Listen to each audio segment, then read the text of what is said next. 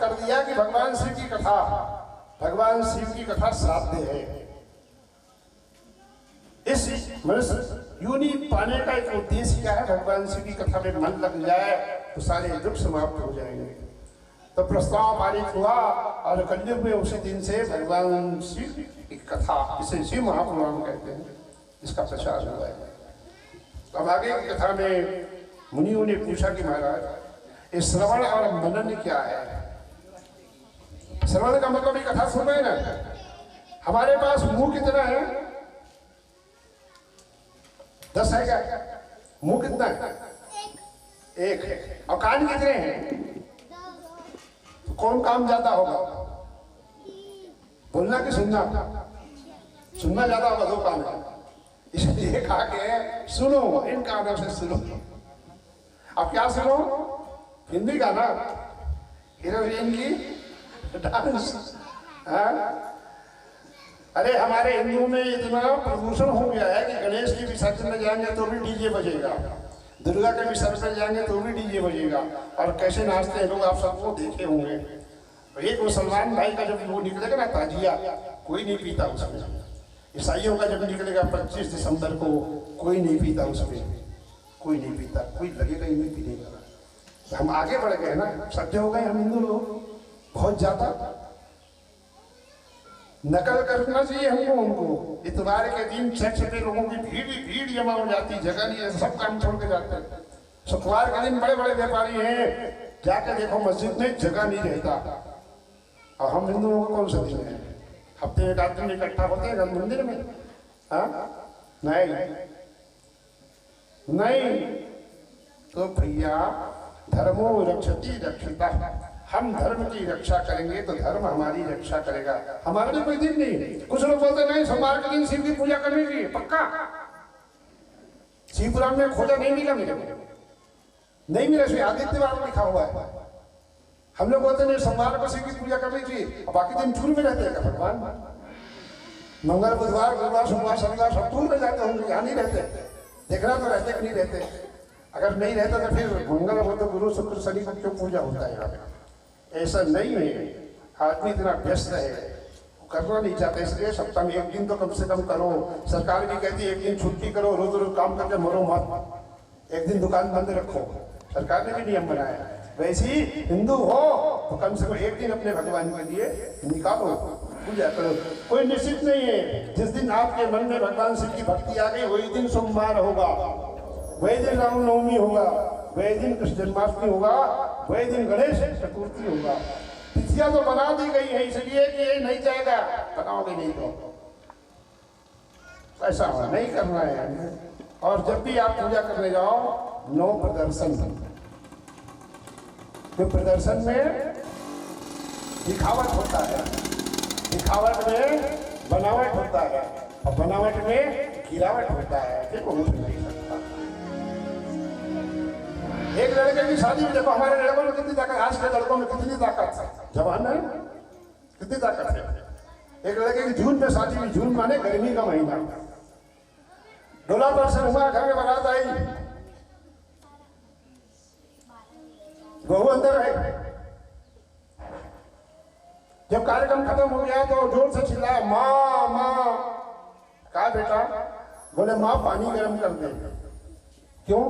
नहाऊंगा। कौन से महीने की बात है ये? जून की। माँ पानी गर्म कर दे, नहाऊंगा।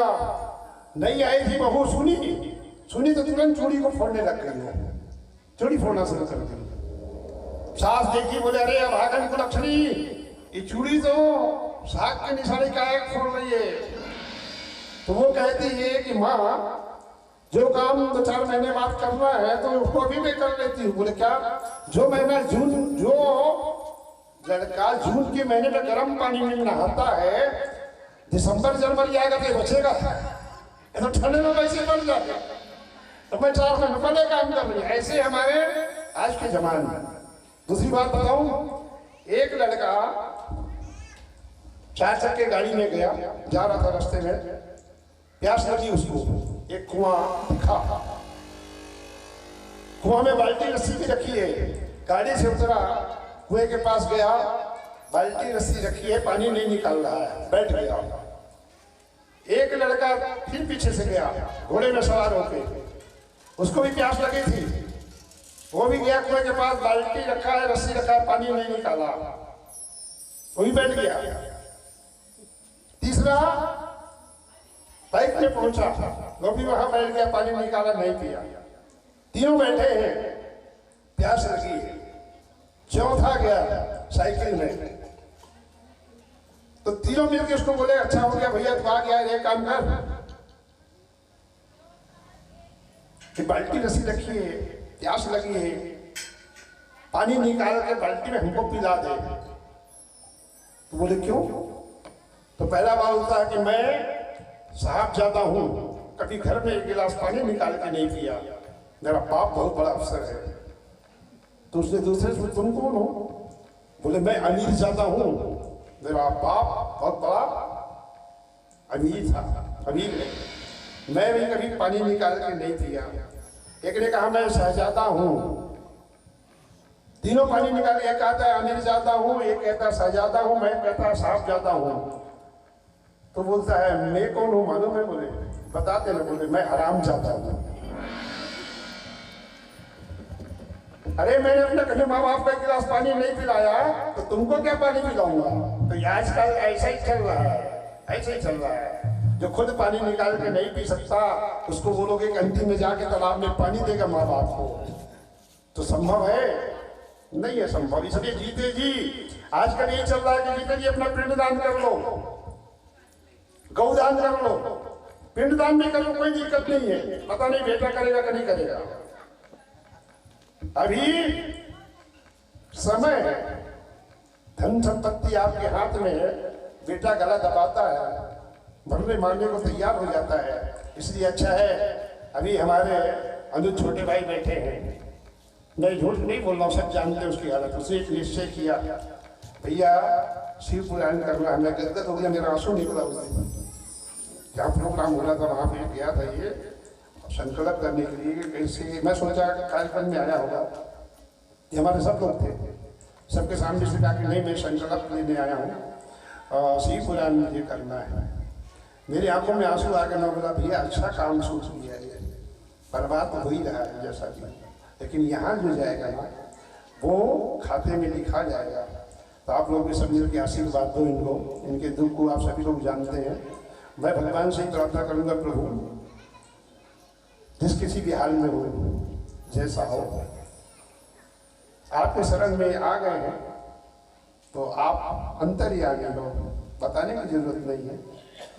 जो कामना होगी, जो मनोरथ होगी, वो श्री बाबा जी के दरबार में पूरी होती है तो होगी इच्छा। और मैं तो कल आशीर्वाद दे दिया था, आज भी दे देता हूँ 2 लाइन में। नाम तुम्हारा अमर रहेगा, याद करेगा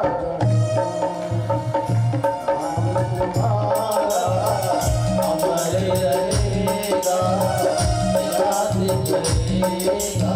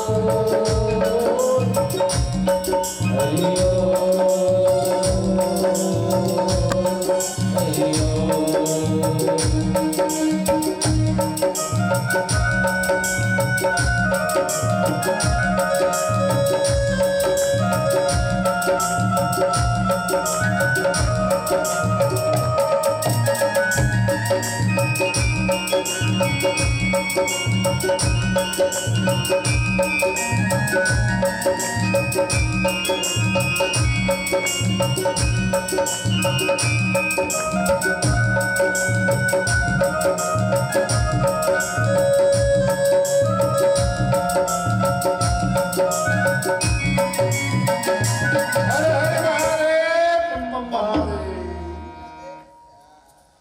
भगवान लोगों के कल्याण के लिए इस कथा का आयोजन यहाँ पे हुआ है। भगीरथी मना करता है क्या किसी को कि गंगा मेरा ही है, मैं आया हूँ नहाओ? सभी लोग जाके नहा रहे हैं। अच्छा ये बताओ, गंगा में जाने से नहाने से पाप धुलता है क्या? क्यों जाते गंगा में नहाने के लिए? पाप धोने जाते क्या है? पाप धोने जाते पक्का नहीं? ऐसी मान्यता है कि गंगा जी में जाके नहाओ तो पाप धुल जाता है। तो पाप कहाँ जाता है? धूला हमारे गंगा जी के पास जाएगा। किसी ने गंगा जी से पूछा कि भाई तुम सबके पाप धोते हो तो इतना बोझ कैसे बर्दाश्त करोगी? तो गंगा जी ने कहा कि नहीं, मेरा पाप भी नष्ट हो जाता है। कैसे नष्ट हो जाता है? बालापन से हरि भजे जग से रहे उदास, तीरथ आशा करत है कभी आवे। पूजा करने के लिए प्रतिष्ठा की आवश्यकता नहीं है। प्राण प्रतिष्ठा करने की जरूरत नहीं है, स्वयं में प्रतिष्ठित है। ऐसे लिंग को घर में लाकर इसकी पूजा की है। और पूजा का विधान है कि अध्याध्यास किया जाता है इसका। अन्नाध्यास, द्रव्याध्यास, वस्त्राध्यास, 3 दिन प्रतिष्ठा में लगते हैं। एक रात्रि कम से कम भगवान को अन्न में डुबो के रखा जाए, एक रात्रि जल में डुबो के रखा जाए, एक रात्रि वस्त्रों से आच्छादित करके रखा जाए, एक रात्रि दंड के द्वारा आच्छादित करके रखा जाए। और जिन रातों को उनको रखा जाता है उन रातों में उनका भजन कीर्तन करते जाए, सोना नहीं है। इस तरह से प्राण प्रतिष्ठा में कम से कम 5 दिन लगते हैं, तब कहीं जाके उस बनाए हुए दिन का प्रतिष्ठा होता है, प्राण प्रतिष्ठा। आज तो जमाना ऐसा है, लेन महाराज बैठ जा बेकान हो जाइए, ते बैठ जान काम होने नहीं लगे, हमन तो कर ले, वो हो ही रहा है ऐसा। तो बैठा तेरी नहीं, हमन कर ले। वो क्या करना है महाराज को? तो भैया धंधा है उसका, कमा लेगा वो, बैठेगा वो। तो प्राण प्रतिष्ठा करनी है जिसमें बहुत सारे लोगों की श्रद्धा रहती है। ऐसी प्रतिष्ठा को कैसे किया जाना चाहिए, इसका नियम बताया गया है। उससे अच्छा पार्थिव लिंग बनाइए आप। किसी भी तालाब से, किसी भी नदी से उसके अंदर का मिट्टी लाइए घर में, और ला करके उसमें दूध मिलाइए, सुगंधित द्रव्य मिलाइए, कनेर का फूल है, धतूरे का फूल है, ये पीस के मिलाइए। अच्छा सुगंधित द्रव्य अपन बोलते हैं, उन द्रव्यों को मिलाइए और मिला करके सुंदर सा एक शिवलिंग की स्थापना निर्माण करिए। उसके लिए मापदंड नहीं दिया गया है। और एक नहीं, जितने ज्यादा शिवलिंग आप बनाएंगे सवेरे उतना पुण्य आपको मिलेगा। एक से लेके हजारों की संख्या में। आपने टीवी में देखा होगा, शिवलिंगों का निर्माण होता है, जो पार्थिव शिवलिंग होता है। कई लोग रोज बनाते हैं शिवलिंग, हजारों करोड़ों की संख्या में रहता है। और उस शिवलिंग में जब भोग लगाते हैं तो कम से कम 3 सेर की प्रसाद होनी चाहिए। मैं बड़े संक्षेप में बता रहा हूँ, 3 सेर की प्रसाद होनी चाहिए। और वो प्रसाद अगर शिवलिंग में आपने चढ़ा दिया तो वो बांटने के लायक नहीं रहता होगा। बांटने के लायक नहीं रहता। मन से आप करिए, सामने प्रसाद रख के, प्रतिमस्तु परमेश्वरम तुभ्यम समर्पयामि। उस शिवलिंग में चढ़ा हुआ प्रसाद बांटने के लायक नहीं रहता। शिवलिंग के बाहर जो प्रसाद है वही बांटा जा सकता है, क्योंकि शिवलिंग के रक्षा के लिए बड़े बड़े महाकाल वहां पे रहते हैं। शिवलिंग को कोई नुकसान नहीं पहुंचा सकता। सबकी सत्ता जोड़ती है। तो उन प्रसाद शिवलिंग में जो प्रसाद चढ़ता है उनका अधिकार होता है, वो प्रसाद वो पाते हैं। तो इस तरह से पार्थिव लिंग बना करके और 16 प्रकार से पूजन करना चाहिए। उसमें बेलपत्री 16 प्रकार की पूजन कैसे? पहले तो ध्यान करना है, फिर आवाहन करना है, फिर आचमन करना है, फिर स्नान कराना है, फिर पंचगव्य बनाना है, पंचामृत बनाना है। अलग अलग इच्छाओं की पूर्ति के लिए 3 प्रकार की बंध्या स्त्री होती है। एक काक बंध्या जिसके संतान होते ही नहीं, एक वो स्त्री जिसके संतान होते ही मर जाते हैं, और एक स्त्री वो जिनका संतान तो होता है लेकिन सुख नहीं दे पाता, उसे सुख नहीं मिल पाता। तो 3 प्रकार की कन्याओं का बताया गया है। अगर इनके ये भी दूध का अभिषेक करके भगवान शिव के पार्थिव लिंग का पूजन करे तो इनकी मनोकामना पूर्ण होती है। तो सबसे सरल उपाय है घर में एक पार्थिव शिवलिंग का निर्माण किया जाए और वो मिट्टी तालाब से, नदी से, पवित्र स्थानों से, स्थान से लाया जाए, उसमें दूध मिलाया जाए, भगवान के चाहने वाले फूलों का रस मिलाया जाए, इस सब प्रकार से पूजन किया जाए।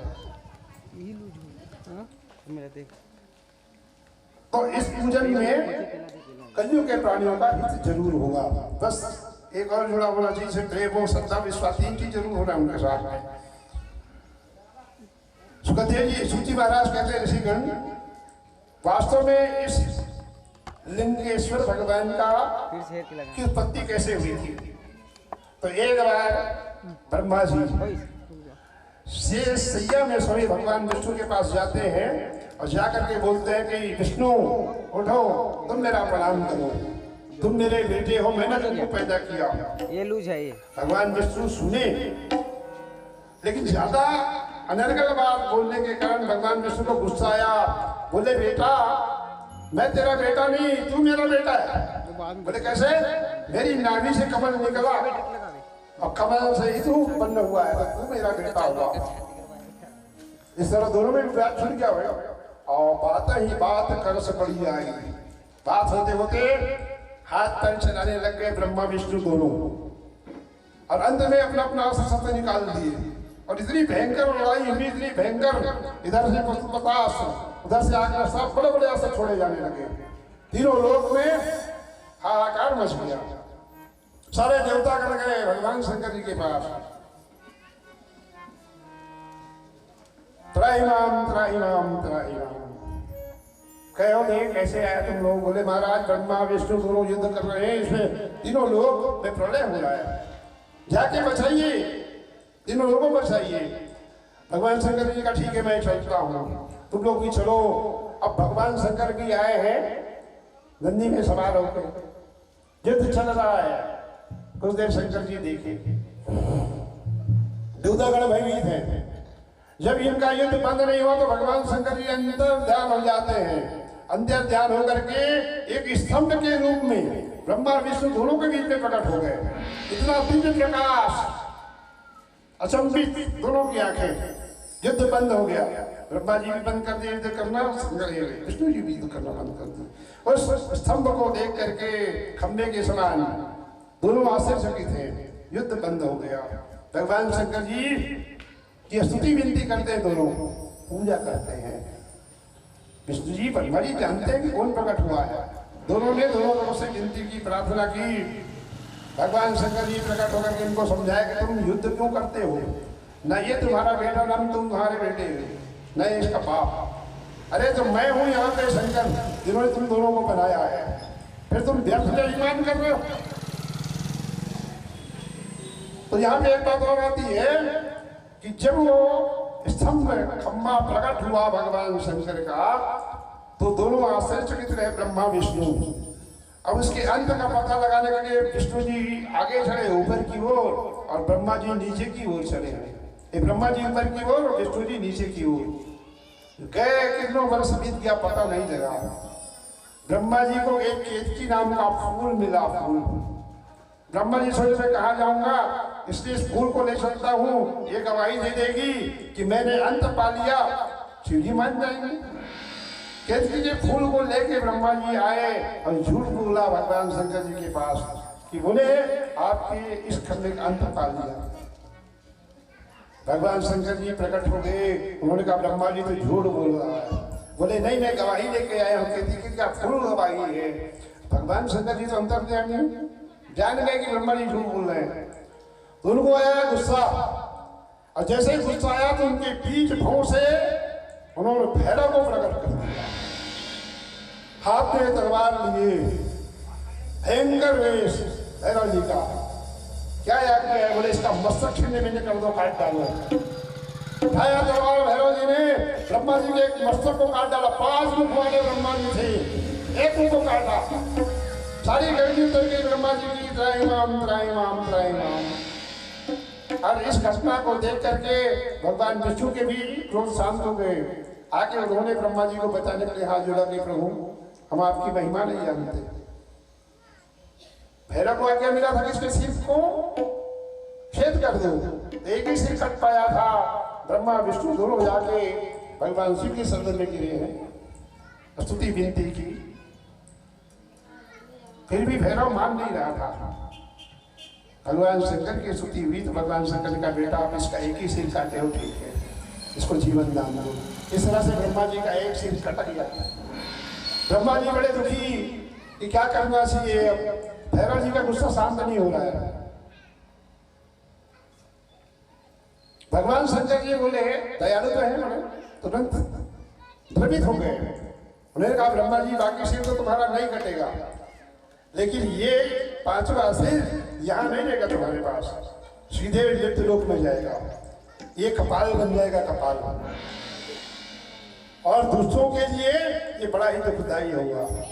दुष्टों को इसी में भरा जाएगा कलयुग में। तो मन्नतें मानने के बाद शिव जी के गुस्सा शांत हुआ और ब्रह्मा जी को जीवन दान दिया। तो 4 सिर ब्रह्मा जी के अभी भी है। विष्णु जी आए, आला करके चरणों में गिर गए, बोले महाराज हम आपकी महिमा को नहीं जानते, इसलिए हम आपस में अपने आप को बड़ा मान के युद्ध कर रहे थे, लेकिन अब समझ में आ गया। शिव जी ने कहा कि तुम लोगों ने माना कि नहीं माना? बोले मान लिया। तो इस तरह से शिव जी महाराज फिर दोनों को ज्ञान उपदेश करते हैं, ब्रह्मा विष्णु को, और उनको समझाते हैं कि मेरे 5 मुख है, 5 मुख। शिव जी के कितने मुख? 5 मुख। 5 मुख से मैं 5 काम करता हूँ इस संसार में।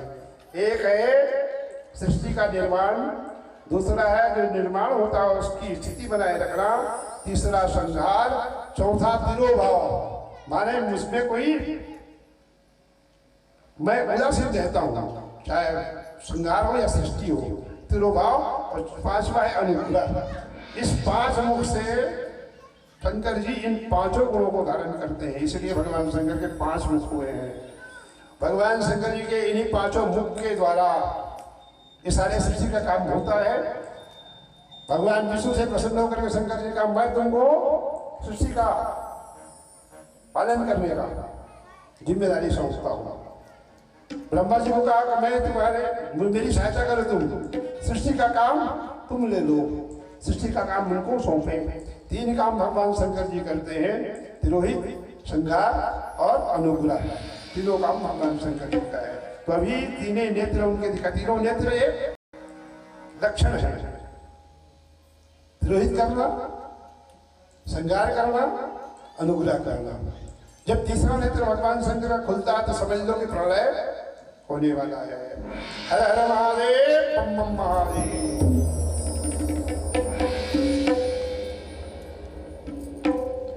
तुम तो ठहरे बम, भगवान ने बसा दिया, फिर कभी दुख छू नहीं पाएगा उसे। जिसके हृदय में शिव नाम बंद है, उसे हर घड़ी आनंद ही आनंद है।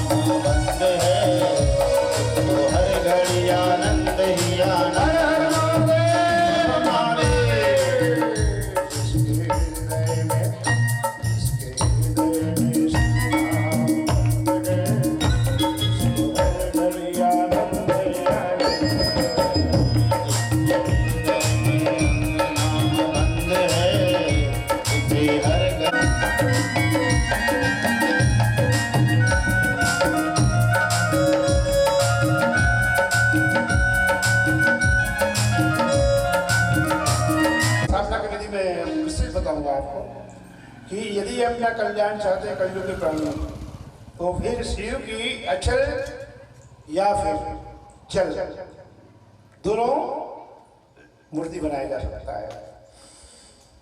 उसे बनाने के लिए किसी भी मिट्टी का हिस्सा लेना है, चाहे तालाब का हो, नदी किनारे का हो, संगम स्थल का, तीर्थ का हो, और उस मिट्टी में गुड़ मिलाइए, फलों का रस मिलाइए, भस्म मिलाइए, अच्छा सा अन्न, और मिला करके इसको पूरा गोबर मिलाइए और मिला करके मिट्टी तैयार कर लीजिए। और मिट्टी तैयार करके अब यहाँ पे जहाँ प्रेम ज्यादा है तो फिर उसके लिए माप नहीं है। प्रेम भी अगर दिखता है तो फिर अंगूठे के बराबर भी शिवलिंग बनाया जा सकता है। और कुछ लोग तो अंगूठे को ही शिवलिंग, बड़े बड़े संतों को देख रहा है कुंभ में जो शिव भक्त होते हैं अंगूठे को ऐसा रख देते हैं, उसी को शिव मान करके, लिंग मान करके उसकी पूजा करते हैं। तो हमको लिंग पार्थिव लिंग बनाना है। किसी भी तालाब से, नदी से या संगम स्थल से मिट्टी नीचे से निकाले ले आए, उसमें गोबर मिलाया, गुड़ मिलाया, मक्खन मिलाया, दूध मिलाया, फूलों का रस मिलाया, अन्न मिला दिए थोड़ा सा, और शिवलिंग का जितना बड़ा माप हो बना सकते हैं जलाली के साथ। देखिए यहाँ पे स्तंभ प्रकट हुआ था, केवल स्तंभ की पूजा से भी फल मिलता है, लेकिन बिना योनि के वो पूजा का फल उतना नहीं मिलता। इसलिए लिंग और योनि दोनों की भी स्थापना करनी है और करके श्रद्धा पूर्वक इसका दान भी करना है आपको। यदि आप दान करते हैं तो उसके साथ उसका मूल्य भी चुकाना होगा।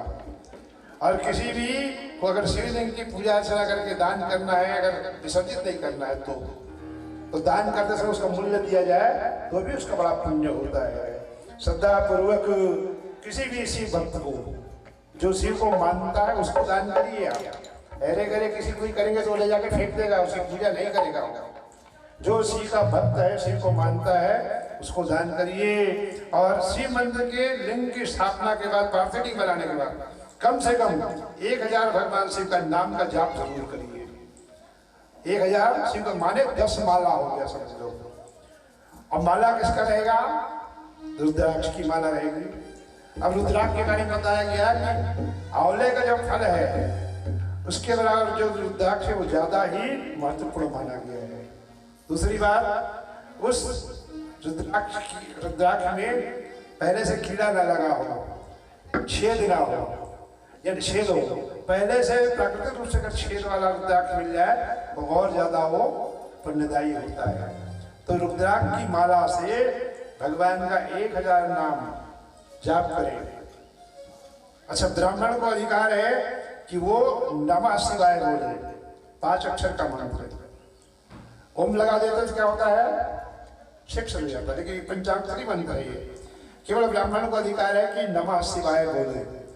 अब आज हम जैसे किसी का नाम बोलते हैं तो नाम में सम्मान के लिए हम श्री या श्रीमती लगाते हैं, ठीक है? वही ओम जो है किसी भी मंत्र के सामने लगाया जा सकता है, उससे उसका सम्मान बढ़ता है। तो ओम नमः शिवाय बोलेंगे तो षडाक्षर मंत्र हो जाएगा वो, और नमः शिवाय बोलेंगे तो पंचाक्षर होगा। तो ब्राह्मण है तो नमः शिवाय उसे बोलना चाहिए, 1000 बार जप करना चाहिए। और ब्राह्मण जो है वो नमः शिवाय का मंत्र जप सकता है, लेकिन अन्य जो वर्ग है उनको पहले शिवाय बोलना है, उसके बाद नमः बोलना है। इसलिए मिश्रा जी हमारे लगाते ना, क्या बोलते हैं मंत्र मालूम है किसी को? हाँ, तो शिवाय पहले लगाइए, उसके बाद नमः लगाइए। हर वर्ण को अधिकार में केवल ब्राह्मण नमः शिवाय कह सकता है। 1000 जाप करिए। दूसरे वर्ण के लिए शिवाय को पहले, नमः को बाद में। वो भी शिवाय नमः करके 1000 बार मंत्र जप सकता है। यदि स्त्री है तो फिर नमः शब्द भी वो बाद में बोले। अन्य वर्ण और स्त्री है तो नमः बाद में बोले। 1 करोड़ अगर मंत्र का जाप हो जाता है, पंचाक्षरी मंत्र, चाहे शिवाय नमः हो या नमः शिवाय हो, ठीक है? ये याद रखना कि कैसे कैसे किस वर्ण को फल मिलेगा, ये शिव पुराण की कथा में आ रही है। नमः शिवाय किसको कहना है? ब्राह्मणों को, ठीक? अन्य वर्णों को शिवाय नमः। सिवाय बोल के बाद में नवा बोलना। तो 1000 रोज मंत्र करें, 1000 माने 10 माला हो ही जाता है। एक माला 108 दाने का होता है। और भगवान श्री को प्रसन्न करना तो रुद्राक्ष की माला चाहिए। रुद्राक्ष की माला या तो फिर आंवले के बराबर हो या फिर बेर के बराबर। जो छोटी छोटी रुद्राक्ष की माला आती है उसके जब से जब निष्फल भी हो सकता है। वो तो केवल बेचने के लिए बनाया गया है, वो किसी के द्वारा प्रदत्त किया गया नहीं है। तो रुद्राक्ष की माला कहते हैं कि एक मुख माला हो तो किस्मत से किसी को मिलता है, नहीं तो पंचमुखी तो सब जगह मिल जाता है वैसे मिलने के लिए, कई मुखी। तो जो भी हो पहले से जिसमें छेद है वो ज्यादा पवित्र माना जाता है शिव पुराण के हिसाब से। रुद्राक्ष की माला से पार्थिव शरीर की 16 प्रकार पूजा करना है। ध्यान करिए, स्नान कराइए, आवाहन करिए, स्नान करा के बाद वस्त्र पहनाइए, उपवस्त्र पहनाइए, झिले पहनाइए, चंदन लगाइए, गुलाल लगाइए। गुलाल बंधन ये भगवान श्री जी में नहीं लगाया जाता। चंदन लगाइए, वो भी त्रिपुण्य चंदन लगाना है। चंदन कैसे लगाना है? ये 2 उंगलियां हैं अपनी, ये 2 उंगलियां, ये 2 उंगलियों से ये 2 लकीर, ऐसा भगवान के शरीर में 2 लकीर, और अंगूठे से 3रा लकीर। ये सब भगवान श्री जी को चंदन लगाते समय उंगलियों का उपयोग करना है। और करने के बाद चंदन लग गया, फिर चावल। चावल कितना चढ़ाना है? बोले अपन लोग क्या करते हैं, जितना चावल है कटोरी में लिए चढ़ा देते हैं। खंडित चावल होना ही नहीं बिल्कुल। दूसरी बात, कम से कम 1 लाख चावल उसको अक्षत बनाना है। तो अक्षत बनाने के लिए उसको 7 बार गंगा जल में धोना पड़ेगा। 7 बार गंगा जल में धोया हुआ चावल अक्षत बनता है। अक्षत तो कम से कम हम लोग तो चला लेते अपने मन से कि भाई 108 हो गया काफी है। कम से कम 1 लाख चावल की पोटली बनाओ, पूजा की तैयारी करनी है तो। अच्छा, जिस दिन भगवान दोनों देव के बीच में प्रकट हुए थे उस दिन था त्रयोदशी। तो भगवान ने कहा कि आज तुम लोग दोनों स्तुति करके मुझे प्रसन्न किए हो, इसलिए आज की तिथि बड़ी पवित्र होगी। आज के दिन रात और दिन में जो लोग पूजा करेंगे चारों पर, उनकी मनोकामना जरूर पूरी होगी। उसी दिन से शिवरात्रि का ये पूजन चला रहा है जो चतुर्दशी चलता है। उसकी ये बताई जाएगी कि भाई चतुर्दशी है, त्रयोदशी को फाल्गुन महीने के जो त्रयोदशी है तो शिवरात्रि से बोलते हैं। उस दिन पूजा कैसी करनी चाहिए आगे कथा में आएगी। तो हो गया, चावल चढ़ा दिए अपन। उसके बाद भगवान भोलेनाथ में सतपत्र यानी शमी पत्र, कमल फूल, कनेर का फूल, धतूरे का फूल, इन फूलों को भगवान, केतकी का फूल कभी नहीं चढ़ाना। केतकी ने झूठ बोला था, भगवान ने श्राप दिया कि तू अनुपयोगी हो जाएगी, तेरा उसमें उपयोग नहीं होगा। तो फिर बाद में क्षमा मांगी हो कि महाराज मैंने ब्रह्मा जी के कारण झूठ बोला था आपसे, इन्होंने आपका अंत पा लिया, तो मेरे लिए ऐसा कोई स्थान। तो बोले तुम मेरे गणों के ऊपर चढ़ना। भगवान ने वरदान दिया तुम मेरे गणों के ऊपर चढ़ना। तो केतकी का फूल भगवान शिव जी के भैरव जी में चढ़ाया जा सकता है, कोई दिक्कत नहीं। और भी गण है उनके नंदी में चढ़ाया जा सकता है, लेकिन भगवान शिव में नहीं चढ़ाया जा सकता। सभी पत्र, बेलपत्र, शंख पत्र, कनेर, धतूरा, धतूरा का कोमल कोमल जो फल होता है जिसमें ज्यादा कांटे ना हो, हम लोग तो कहीं से भी तोड़ते हैं और बड़ा हो छोटा हो भगवान के ऊपर चढ़ा देते हैं। जिसपे ज्यादा कांटा ना हो, कोमल कोमल फल भगवान शंकर जी में चढ़ाया जा सकता है। इस तरह फूल चढ़ाया जाएगा। उसके बाद धूप और दीप। धूप दीप हो जाने के बाद सीधे भगवान शिव जी को भोग लगाना है। तो यदि अपने पार्थिव लिंग बनाना है तो कम से कम 3 सेर का मतलब हो गया 3 किलो आज के हिसाब से, लगभग 100-200 ग्राम कम होता है। 3 सेर प्रसाद भगवान को भोग लगाना है पार्थिव लिंग में, और लगा करके भगवान को आस्पन कराना है। आस्पन कराने के बाद ऋतु फल चढ़ाना। ऋतु फल में भी हर ऋतु फल नहीं होता, पर लोग तो जो मिलता है उसे बुला के छाड़ देते हैं। ऋतु फल का मतलब होता है जो उस ऋतु में फले, जैसे सीताफल का फलता है, ककड़ी का फलता है। अब तो 12 महीना मिलने लग गया, लेकिन पुराना में लिखा है कि ऋतु फल होना चाहिए। केला 12 महीने मिलता, बन केला छाड़ देते हैं। लेकिन अभी जैसे ठंड में कौन सा फल मिलेगा मौसम के हिसाब से? ऋतु फल बताओ ना। अरे बिही, बे, जाम, ये तो फल है, इसको चढ़ाइए आप, भगवान प्रसन्न होंगे। तो खैर अपन कुछ भी करो, फल माने फल। यहाँ पे विधान का नहीं, फल माने फल नहीं होता, फूल माने फूल नहीं होता। कोई भी फूल आप नहीं चढ़ा सकते।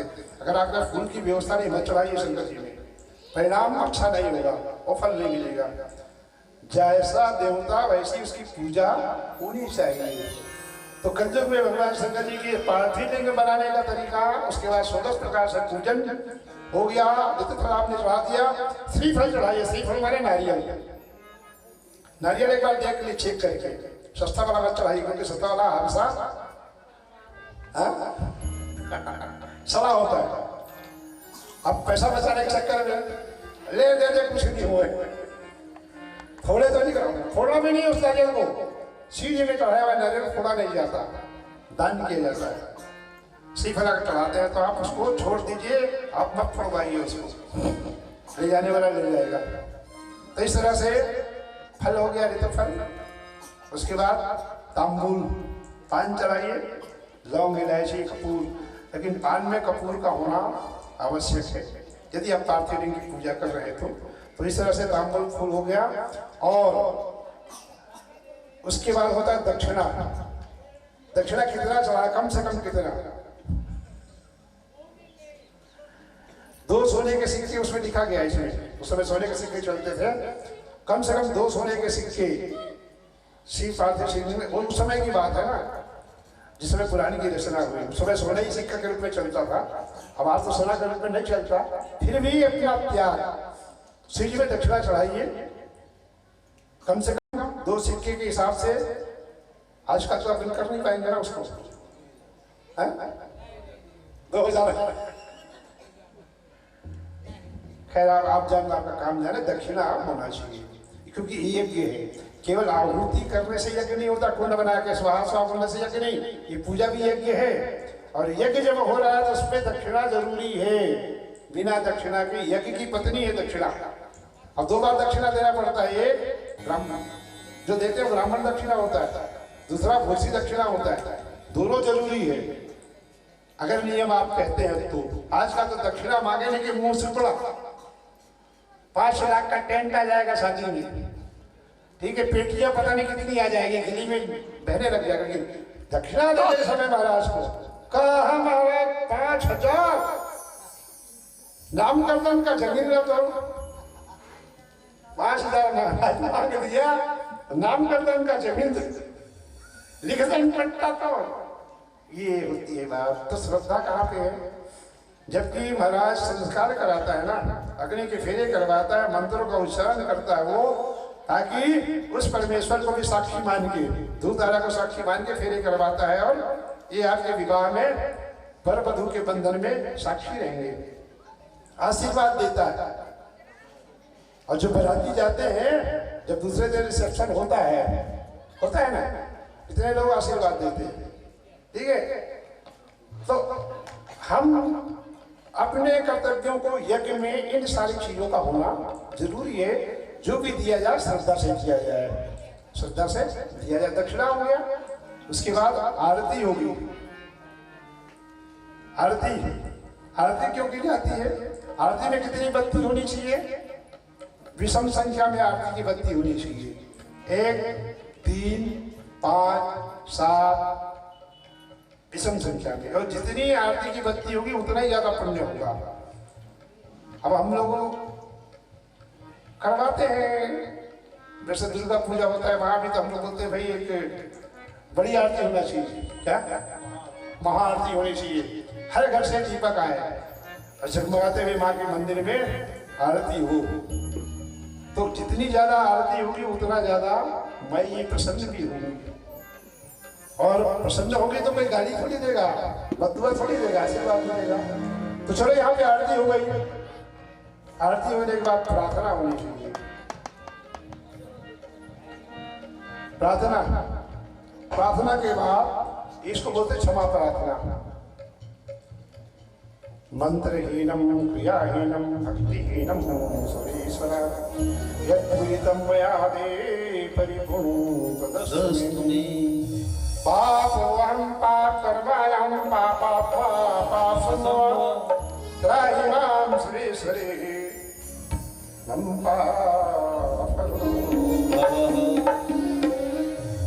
करना जरूरी है। मैंने कल बताया था 16 प्रकार की पूजा पार्थिव में जरूरी है। आपने शिवलिंग की स्थापना की, पार्थिव में जरूरी 16 प्रकार की पूजा।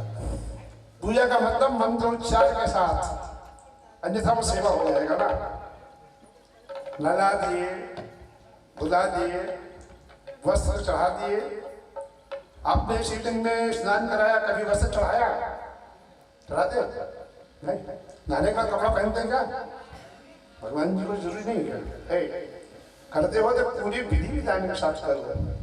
लेकिन किसी ने ये प्रथा बना दी, एक लूटा जल जो भी प्रेम से चढ़ाते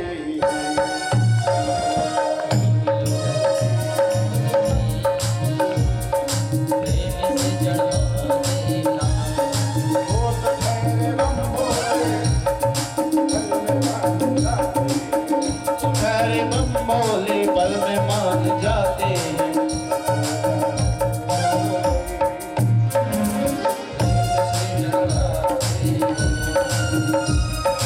एक लोटा जल जो भी प्रेम से चढ़ाते हैं।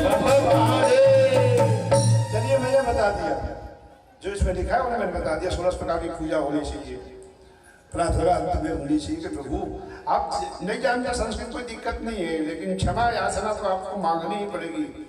ऐसा कोई नहीं है जिसकी पूजा में त्रुटि ना हो। आप मंत्रोच्चार करोगे नहीं तो सीधा सेवा होगा, वो सेवा होगा। और सबसे बड़ा तरीका है कि अब शिव की पूजा करनी है तो मैंने बताया 2 मंत्र। ब्राह्मण हो तो नमः शिवाय, ब्राह्मण नहीं हो तो शिवाय नमः। बस बेलपत्र चढ़ाना है, शिवाय नमः। चंदन लगाना है, शिवाय नमः। आरती करनी है, शिवाय नमः। भोग लगानी है, शिवाय नमः। बस ये भी अगर बोलते हो तो भी वहां पे पूजा परिपूर्ण हो जाएगी। लेकिन ध्यान रखना, उल्टा सीधा बात अभी तक क्या बोलते थे, ओम नमः शिवाय, ओम नमः शिवाय, है ना? नहीं, ऐसा थोड़ा सा आपको लेना है नाम। दोनों में कोई अंतर नहीं है, शिवाय नमः। लेकिन जो शास्त्र कह रहा है, पुराण कह रहा है, गलत तो नहीं कहेगा ना। तो आप पूजा करते हैं, स्नान कराते हैं, शिवाय नमः का जप कीजिए। ब्राह्मण हो तो नमः शिवाय का जप कीजिए। फूल चढ़ाते हैं तो भी शिवाय नमः, नमः शिवाय, जो भी हो। मंत्र का उच्चारण करिए, 2 मंत्र बिल्कुल यहाँ पे दिया गया है। अब शिवलिंग या शिव की स्थापना कहाँ पे होनी चाहिए? तो सूची महाराज कहते हैं ऋषिगण, जहाँ पे शिव जी की लिंग की स्थापना होती है, शिव की मूर्ति की स्थापना होती है, उसको शिव क्षेत्र कहा जाता है। शिव क्षेत्र कहा जाता है। वहां पे कम से कम, अब अपन आज की इसमें बताया तो 200 कदम दूरी तक का क्षेत्र भगवान शिव का क्षेत्र माना जाता है। लेकिन शिवलिंग की स्थापना जहाँ पे जल हो वहां पे होनी चाहिए। इसलिए तालाब के किनारे, नदी के किनारे, यदि वहां पे जल की व्यवस्था होनी चाहिए, कुआं हो, कुछ भी हो, तो उसको कहा जाता है शिव गंगा। क्या कहा जाता है? अगर तालाब के किनारे तो तालाब को क्या कहा जाएगा? शिव गंगा। और जिस क्षेत्र में वो शिव जी की मूर्ति रहेगी या लिंग रहेगा उसको शिव क्षेत्र कहा जाता है। तो वहां से 200 मीटर की दूरी तक कम से कम भगवान शिव जी का प्रभाव रहेगा। जैसे आप कहा लक्ष्मण जी के सुमेरी पर्वत चल दो, तो भगवान ने वरदान दिया कि वहां से 25 योजन, ठीक है, 25 100 कोस तक के ये मनोविकार, काम, क्रोध, लोभ, मोह सब खत्म हो जाएंगे। और गरुड़ जी के जाते ही वहां उसका सारा मोह भंग हो गया था। तो वैसे एक क्षेत्र होता है जो नदी के किनारे, तालाब के किनारे, जहाँ के पानी की व्यवस्था हो, वहां शिव जी की लिंग की स्थापना होनी चाहिए। तो वो तालाब या कुआं जो भी हो शिव गंगा कहलाएगा। और उस क्षेत्र में इतनी ताकत आ जाएगी भगवान शिव के लिंग की स्थापना होने के बाद कि वहां पे पिंडदान भी किया जा सकता है, पिंडदान भी किया जा सकता है, पितरों को पानी भी दिया जा सकता है। शिव क्षेत्र शिव गंगा माना जाता है। तो ध्यान रखिए कि जहाँ पे पानी की व्यवस्था हो, तालाब हो, कुआं हो, शिव क्षेत्र होता है वो स्थान। और उस शिव क्षेत्र या शिव गंगा में जो भक्त उसकी पूजा करता है, कम से कम 5 रात वहाँ निवास करके उसकी पूजा करनी है। 5 रात कंचन करनी है। 5 से ज्यादा हो जाए कितनी, 5 7 जो भी हो, ज्यादा नहीं होता तो कम से कम 1 रात वहां रुके, जहाँ शिवलिंग की पूजा वो कर रहे हैं रोज, रुक के भगवान की पूजा अर्चना करेगा। तो इस तरह से शिवलिंग की स्थापना करके, और एक बहुत बड़ा मंत्र है जिसमें तीनों देव समाये हुए हैं, जिसको बोलते प्रणव। प्र माने प्रपंच, ना माने नहीं, वा माने वास्तविक। जहां बिल्कुल वास्तव में प्रपंच नहीं है वही मंत्र प्रणव है, जिसको बोलते ओम। इसमें 3 अक्षर समाहित है, तीनों देव समाहित है। तो ओम का शिव क्षेत्र में शिवलिंग के सामने 1 करोड़ मंत्र का जाप करें। लेकिन ये मंत्र आपको कहां से मिलना चाहिए? किसी न किसी के द्वारा दिया हुआ होना चाहिए, किताब से पढ़ा हुआ नहीं होना चाहिए। अगर आप साक्षर हैं, किताब पढ़ लिए, बोले हम तो जानते हैं मंत्र को, तो आपको उतना फलदायी नहीं होगा। वो किसी के द्वारा दिया हुआ, जिसे कहते हैं दीक्षा, मंत्र दीक्षा हुआ है, तो वो मंत्र फिर आपको वहां ले जाएगा, बिल्कुल शिव जी के नजदीक। ऐसा शिव पुराण में सूत जी महाराज कहते हैं, जो भी नर नारी भगवान शिव की इस तरह से पूजा करेंगे उसके दिन की, वो सीधे शिव लोक को प्राप्त करेंगे। हर हर महादेव, बम बम महादेव। ओम नमः शिवाय, बोलो ओम नमः शिवाय, ओम नमः शिवाय, ओम नमः शिवाय। उनके लिए भी ओम शिवाय नमः, ओम शिवाय नमः। ओम नहीं लगाओगे चलेगा, पंचाक्षरी है। लेकिन हमने अभी बताया, किसी व्यक्ति को सम्मान देने के लिए उसके नाम के सामने श्री लगाया जाता है, श्रीमती लगाया जाता है। इसी तरह सभी मंत्रों के सामने ओम लगाया जा सकता है। ओम लगने से मंत्र का सम्मान बढ़ जाता है। तो हमें प्यार किसे करना है? मैं उस प्यार की बात नहीं कर रहा हूँ जो दिखाया जाता है फिल्मों में। तो किस प्रेम की बात हो रही? ढाई अक्षर प्रेम की। बहुत प्यार करते हैं शिव जी से हम, बहुत प्यार करते हैं।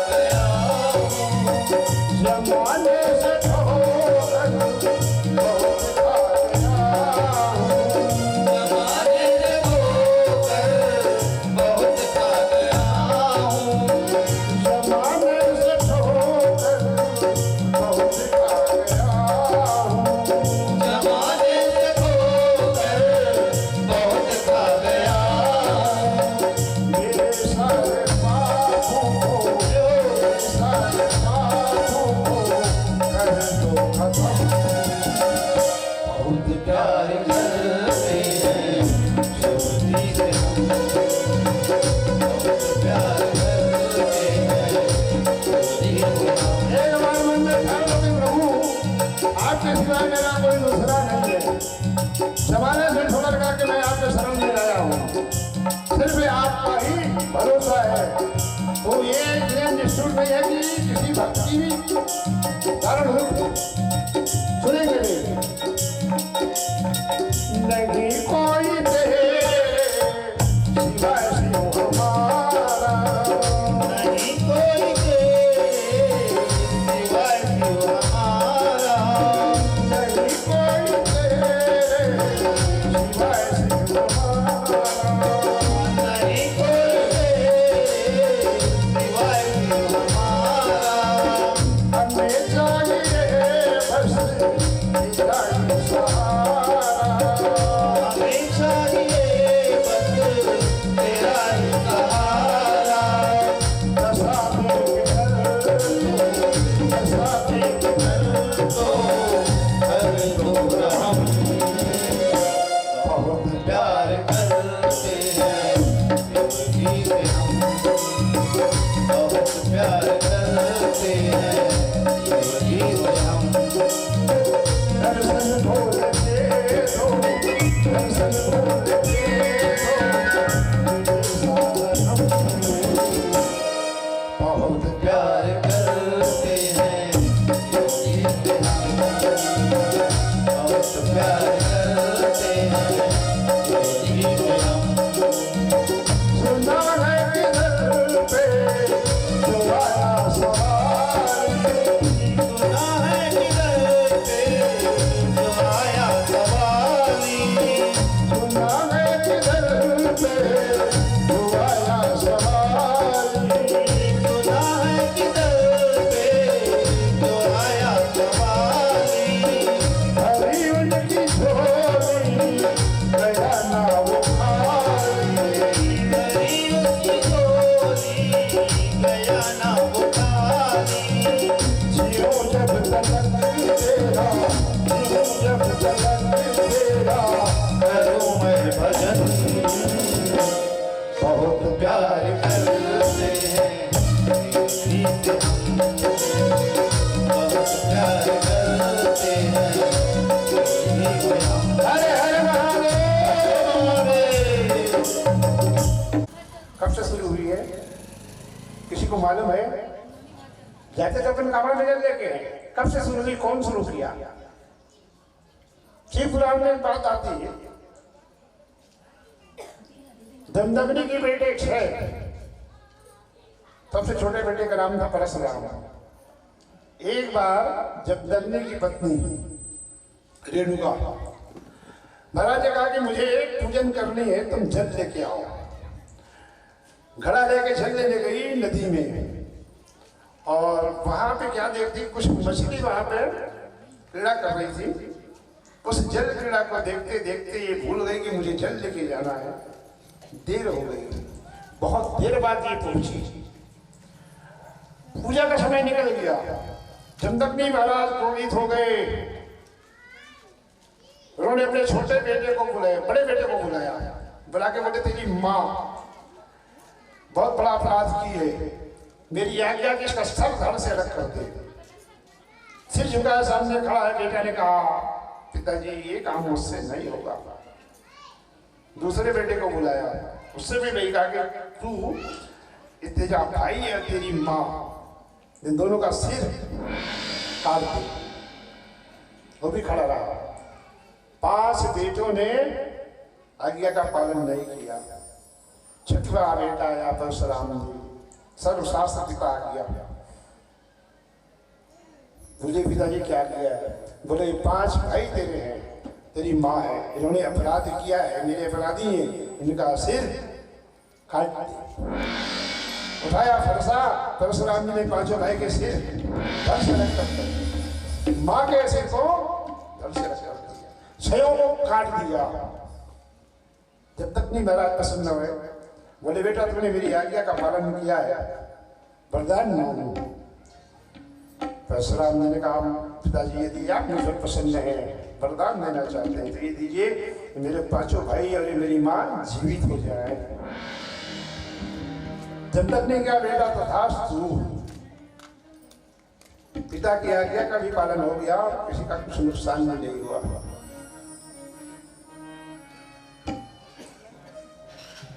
तो मैं आपको ये बताने जा रहा था, 5 भाइयों की हत्या इसने की, मां की हत्या की, पाप तो लगा। भगवान शंकर के बहुत बड़े भक्त थे ना ये परशुराम जी। तो इन्होंने समाधान करने के लिए ऋषियों से पूछा कि ये मेरा अपराध, मेरा पाप कैसे खत्म होगा। तब सभी लोगों ने वेद शास्त्र देख के बताया कि यदि तुम गंगा जी जाकर के वहां से जल लाके और किसी भी शिवलिंग में अर्पण करोगे तो तुम्हारे अपराध क्षमा हो जाएंगे। कावड़ बनाया है महाराज परशुराम जी ने और सीधे तीर्थराज निकल गए वहां से। दोनों कावड़ में घड़ा में कावड़ बना के दोनों घड़े में शिव जी वहां गंगा जी का जल लेके आया और ला करके उन्होंने भगवान शिव के दिन का अभिषेक किया है, जिससे उनकी जो हत्या वाली पाप थी, अपराध था, वो खत्म हो गया। तो शास्त्र में बात बताई, उसी दिन से कांवड़ में जल ले जाकर शिवलिंग में चढ़ाने की प्रथा शुरू हो गई। जैसे मैंने बताया कि तुलसीदास जी ने राम नाम सत्य ऐसा कह के उस मरे हुए बालक को जीवित कर दिया था। अर्थी ले जाते समय उसी दिन से प्रचलित है कि राम नाम सत्य है। तो कांवड़ यात्रा भी उसी दिन से शुरू हुई, ऐसी मेरी जानकारी के हिसाब से श्री पुराण में। तो हम लोग भी कांवड़ लेके जल लेके जाते हैं, लेकिन आजकल थोड़ा बदल चुका है। तीर्थ यात्रा जाते हैं, कांवड़ यात्रा लेके जाते हैं, लेकिन उसमें भी फैशन शुरू हो गया। और जहाँ फैशन बनावट शुरू होता है तो फिर बनावट में दिखावट में गिरावट, फिर वो श्रद्धा रह नहीं जाती। आज भी महत्व है। तो कांवड़ यात्रा शुरुआत प्रारंभ उसी दिन से हुआ, परशुराम जी की तरह शुरू किया गया। हर हर महादेव, बम बम महादेव। सूजी महाराज का ऋषिगण, वैसे तो भद्रशिला नदी के किनारे, तुम भद्रा नदी के किनारे, हिमालय से निकली हुई गंगा के किनारे, ये अलग अलग नदियां अलग अलग मुख वाली हैं। और यहाँ पे जो शिवलिंग जी है जिनकी स्थापना, इनका बड़ा ही महत्व है। इसलिए लोग आज जब बर्फानी बाबा को बोलते हैं ना, वहां पे किधर था बर्फानी बाबा, बता मैं भूल रहा हूँ, अमरनाथ, ये वही बाबा है। अमर कथा पार्वती जी को सुनाई थी वहां पे। अब हम तो गए नहीं, अभी जो लोग गए वो लोग जानते हैं कि अपने आप शिवलिंग का निर्माण होता है और बढ़ते जाता है, ठीक है। तो बहुत सारे लोग दर्शन के लिए गए हैं। अलग अलग 12 ज्योतिर्लिंग हैं हमारे पास, धीरे धीरे कथा में आएगी। और जितना हमारे पास समय है पूरा तो हो नहीं सकता, कभी कोई पूरा नहीं कर सकता, चर्चा करेंगे इसकी। तो वो अमरनाथ वाली, अमरनाथ में जो बैठे हमारे बाबा जी, ये अमर कथा पार्वती जी को इन्होंने सुनाया था। और वही कथा सुन के महाराज सुखदेव जी उसी कथा को सुन के हमारे हुए और उन्होंने राजा परीक्षित को भागवत कथा सुनाई है। इसी में भागवत पुरानी कथा है। तो कांवड़ यात्रा का प्रारंभ परशुराम जी के द्वारा हुआ था।